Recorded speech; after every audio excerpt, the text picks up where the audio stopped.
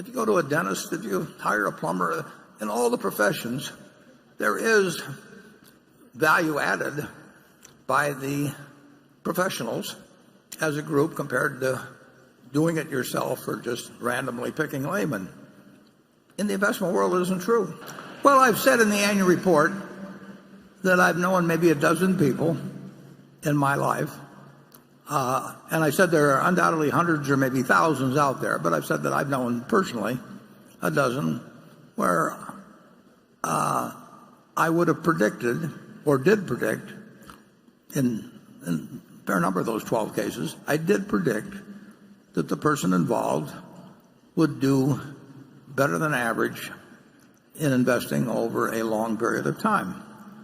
And obviously, Charlie is one of those people. So would I pay him? Sure.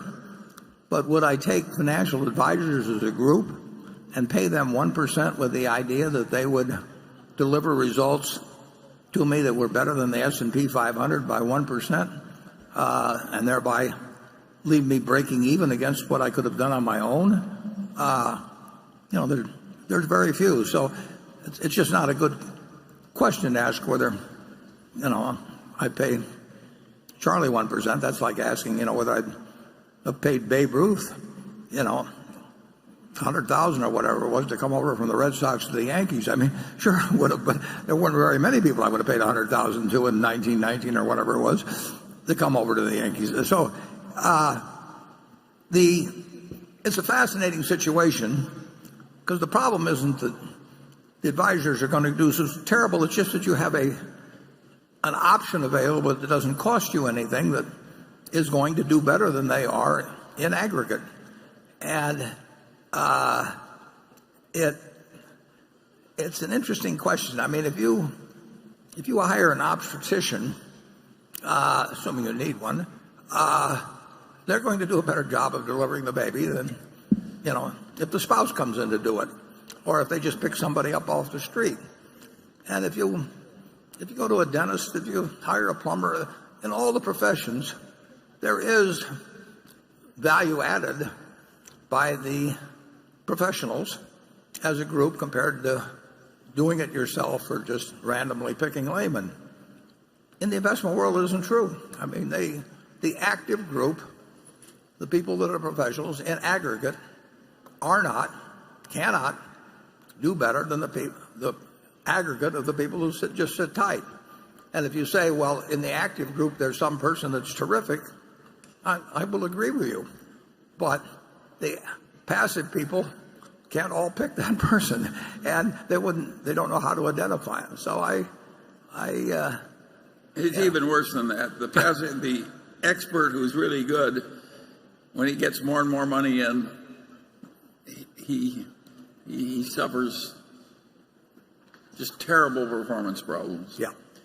And so you'll find the person who has a long career at 2 and 20, and if you analyze it, net all the people have lost money because some of the early people have had a good record, but more money come in later and they lose it.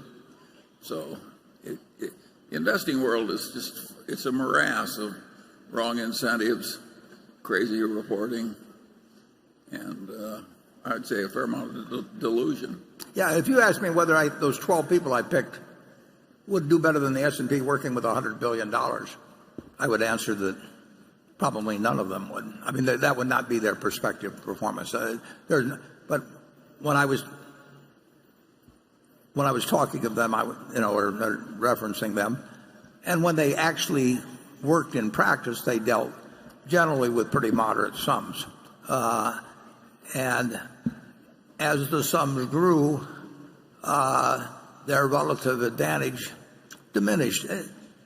I mean, it's so obvious from history. The example I used in the report, I mean, the guy who made the bet with me, and incidentally, all kinds of people didn't make the bet with me because they knew better than to make the bet with me.